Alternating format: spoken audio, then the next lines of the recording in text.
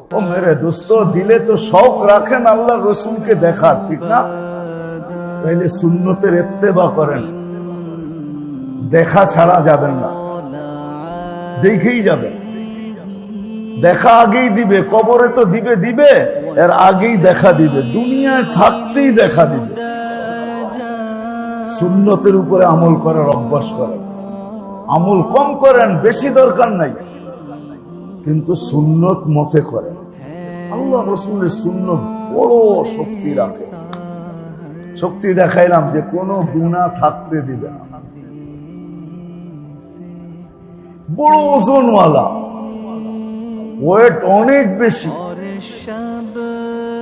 Wait যদি অনেক বেশি না হইতো তো এক সুন্নতের বিনিময়ে 100 শহীদের সওয়াব কেন দিত? আল্লাহর কাছে বড় মাহবুব, নাইলে আল্লাহ ঘোষণা কেন দিত? ইউহাবিবকুমুল্লাহ, আমি তোমাদেরকে ভালোবাসবো। করবো তো? হ্যাঁ, আল্লাহ আমাদেরকে আমল করার তৌফিক দান।